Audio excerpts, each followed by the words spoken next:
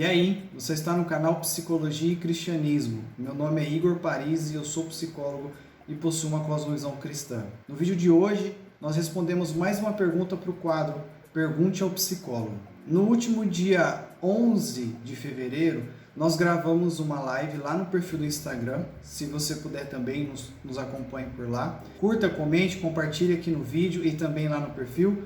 Ficarei muito feliz com a sua participação. No dia 11 de fevereiro, eu gravei uma live com um amigo cético. E durante essa live, no finalzinho dela, na verdade, ele apresentou uma problemática e a gente transformou isso em uma pergunta para que eu tente responder em vídeo. A minha promessa foi que eu pegaria essa pergunta para respondê-la em um vídeo aqui no canal. Então hoje nós vamos responder essa pergunta do meu amigo João Paulo, refletir um pouquinho sobre a problemática que ele apresentou na live, que está gravada lá no perfil do Instagram. Se você não sabe, não viu e gostaria de ver, nos acompanhar, vai lá no Instagram também. Bom, antes de entrar no assunto propriamente dito, eu tenho alguns avisos para dar para vocês que estão nos acompanhando aqui no YouTube. No dia 24 de fevereiro, na quarta-feira dessa semana, vou gravar uma live com o Dr. Victor Pugliese. Ele é médico neurologista da Santa Casa aqui de Votuporanga. Também possui uma cosmovisão cristã e nós estaremos tratando sobre o encontrar Deus por meio da razão. Se você não viu essa live, vai lá no perfil do Instagram,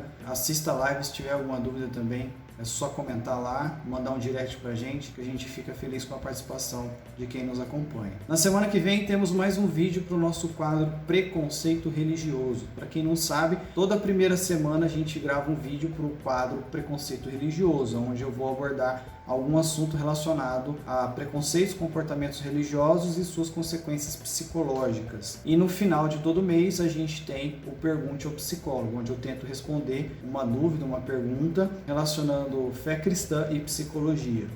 Avisos dados, vamos então à nossa pergunta de hoje, para o quadro Pergunte ao Psicólogo. Para resumir, eu vou apresentar para vocês a problemática que o João Paulo me apresentou durante a nossa live lá no Instagram. O João Paulo fez um trabalho de conclusão de curso da graduação dele de psicologia e ele entrevistou uma pessoa e essa pessoa trouxe essa problemática que ele apresentou para mim, para a gente poder discutir um pouquinho. E a história é a seguinte: um senhor que é casado, está nesse casamento e esse casamento está indo muito mal. Nós podemos dizer que o casamento desse senhor já está desgastado e está sendo muito difícil permanecer nesse casamento com esse cônjuge. E na problemática, esse senhor, ele permaneceu no casamento por vários anos, mesmo sendo um casamento desgastado e difícil, porque ele tinha medo de se divorciar e estar cometendo um pecado, e passar então a ter esse status de pecador porque rompeu o matrimônio com a sua esposa. E uma palavra interessante que ele coloca nessa história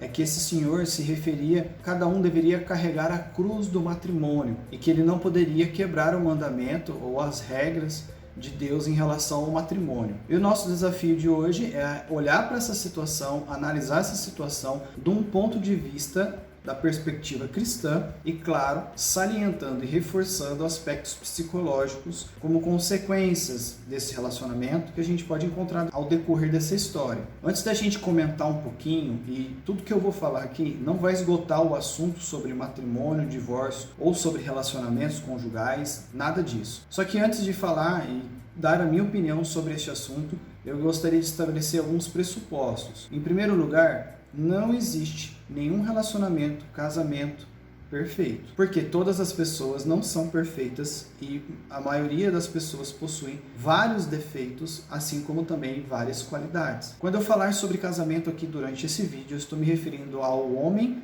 e a mulher, casamento entre homem e mulher, e também partindo do pressuposto que esse homem e mulher são cristãos. Bom, em primeiro lugar, nós temos que pensar um pouco sobre as consequências psicológicas de permanecer num casamento, num matrimônio que está desgastado. Nós não podemos nos esquecer que, muito provavelmente, esse casal está em sofrimento em algumas áreas de sua vida. Algumas consequências psicológicas que encontramos: o medo, a desconfiança, o isolamento, a raiva e o desespero, assim como muitas outras coisas que podem passar na cabeça desse casal, no dia a dia dessa família que pode ou não ter filhos. E todas essas situações e consequências emocionais e psicológicas vão trazer abalos e agravos emocionais para o indivíduo, seja ele homem ou seja ele mulher, seja casados, e também refletindo na vida de toda a estrutura familiar, inclusive da vida dos filhos. Então, esse casal que está desgastado, ele está em sofrimento, muitas vezes eles não conseguem dialogar, eles não conseguem conviver ao mesmo tempo nos mesmos cômodos da casa. Isso pode acontecer, e tudo isso gera uma consequência emocional e também um medo muito grande das coisas perderem o controle. Entre outros detalhes, se uma pessoa deste casal, tanto o homem quanto a mulher, estiver sofrendo ou já vir a sofrer antecipadamente com transtornos psicológicos como depressão, ansiedade e outros, uma situação de casamento desgastado, uma situação de sofrimento dentro do matrimônio pode agravar e intensificar muito esses transtornos e esse sofrimento para essa pessoa. Mas como nós cristãos devemos olhar para essa situação e refletir sobre isso? É claro que aqui o que eu estou apresentando é a minha opinião, além das consequências psicológicas, é a minha opinião como cristão. Então, este casal que está nessa situação e é um casal cristão, ele vai ter um profundo sentimento de ingratidão pela presença do seu parceiro, uma enorme sensação de incredulidade em relação a Deus, ao porquê que Deus foi mandar este companheiro ou esta companheira, ou permitir que isso acontecesse. Raiva de Deus por isso, uma fé abalada e outros aspectos também espirituais. Quando nós olhamos para a perspectiva cristã, nós temos a Bíblia como nosso fundamento. Ao olhar para a Bíblia, a gente encontra 3 situações aonde o casamento ele pode ser diluído, dissolvido. A primeira dessas situações, e a mais óbvia, é a morte de um dos cônjuges ou os dois cônjuges. A segunda abordagem que a Bíblia nos orienta em relação ao divórcio, fora aspectos de morte e falecimento, é em relação ao adultério. Jesus foi interpelado e foi questionado pelos fariseus de sua época sobre essa questão. E nós encontramos em Mateus capítulo 19, do versículo 3 ao versículo 9, uma perspectiva do próprio Senhor Jesus em relação ao adultério entre casais e quais as consequências disso. Então, houvendo o adultério, e aí a gente tem que salientar que se houve essa traição, esse adultério, e não houve arrependimento, não houve um momento de perdão, um momento de confissão do ato, ou seja, desse pecado do adultério, as coisas podem ficar um pouco mais sérias. Isso pode levar à dissolução deste matrimônio. E a terceira abordagem da palavra de Deus sobre isso é em relação ao abandono. Paulo vai falar sobre isso em 1 Coríntios 7, do versículo 1 ao versículo 15. O parceiro que abandona a sua esposa, ou vice-versa, ele está abandonando este matrimônio, este relacionamento. E se ele não deseja retornar a este relacionamento, e ele não vai ser bem recebido também, é uma via de mão dupla, isso também pode gerar dissolução deste matrimônio. Vale lembrar que nós estamos tratando de uma história, de uma situação, uma problemática de um senhor que está num relacionamento desgastado e ele não quer abandonar este relacionamento porque ele está com medo de ser taxado como pecador, e ele permanece nesse relacionamento por longos anos, permanece nesse sofrimento todo. E aí, como que o cristão ele pode reagir ou pensar sobre essa situação? Aqui nós estamos fazendo uma reflexão, não quer dizer que você tenha que concordar com esses aspectos da palavra de Deus em relação ao divórcio, em relação ao abandono, ao adultério e também em relação ao pecado, mas dentro da perspectiva cristã, isso aqui nos faz refletir no que acreditamos, no que a Bíblia Sagrada nos apresenta, além das consequências emocionais e psicológicas que eu já apresentei no começo do vídeo. Então, quando a gente fala sobre adultério, a gente tem que entender que